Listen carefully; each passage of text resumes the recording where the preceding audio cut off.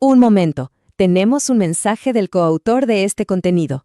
Nos comparte una nota, quiere dar las gracias.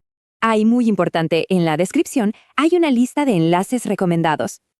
Y ahora sí, continuamos con la explicación. A ver, hoy vamos a hacer algo un poco diferente. No se trata solo de aprender a programar, se trata de aprender a pensar, a un nivel mucho más profundo.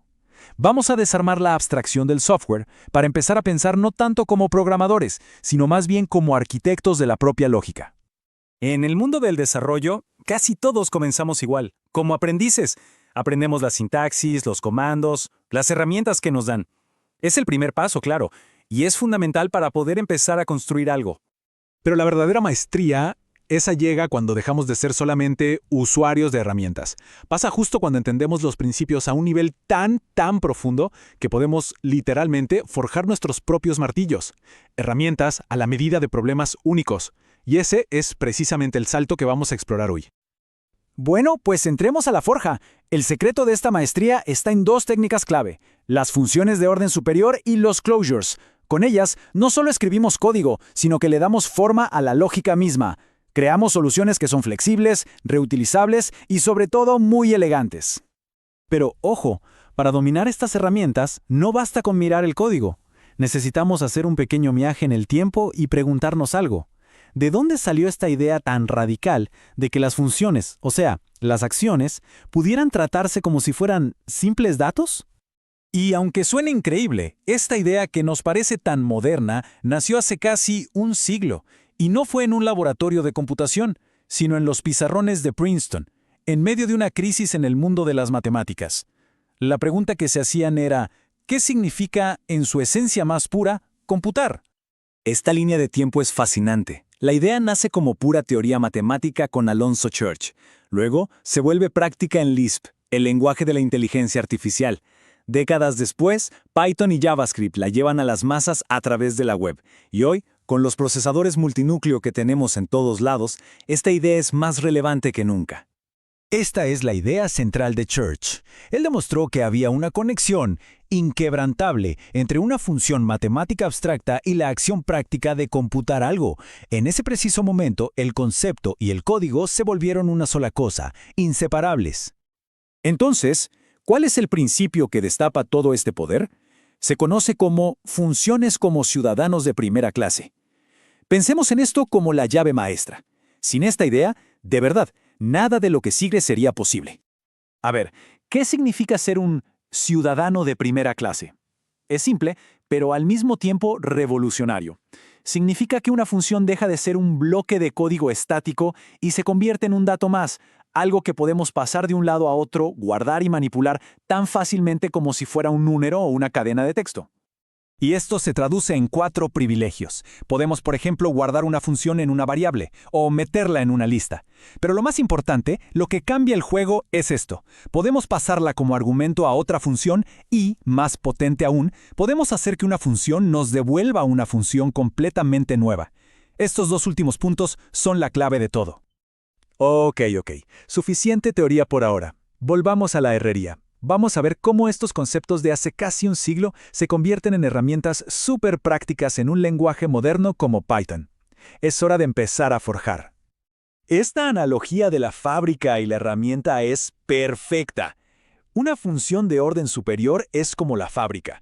Le damos una orden, le decimos, oye, quiero una herramienta que multiplique por 2. La fábrica no multiplica nada, sino que construye y nos entrega una nueva herramienta especializada para esa tarea. Esa herramienta, eso es el closure. A ver, veamos el proceso paso a paso. Primero, llamamos a la fábrica, a creador de multiplicador, con la orden el número 2. Segundo, la fábrica nos devuelve una función totalmente nueva. Y aquí es donde pasa la magia. Esta nueva función, el closure, lleva una especie de mochila mágica invisible donde guarda ese número 2 para siempre. Lo recuerda incluso mucho después de que la fábrica haya cerrado y desaparecido. Miren, si alguna vez se ha usado un decorador en Python, algo como @temporizador, pues sorpresa, ya se ha estado utilizando este patrón, quizás sin saberlo. Los decoradores no son magia negra, son lo que llamamos azúcar sintáctico, una forma más bonita y limpia de aplicar una función de orden superior a otra. Son, sin duda, el martillo preferido del herrero por su elegancia y su poder. Y aquí es donde el conocimiento técnico se transforma en sabiduría. Un maestro no solo sabe cómo forjar la herramienta, sabe cuándo debe usarla. Y esto es todavía más importante, sabe cuándo no hacerlo. Esa es la verdadera marca de la experiencia. Toda herramienta poderosa tiene dos filos, ¿no? Por un lado, ganamos abstracción, código más limpio, más reutilizable.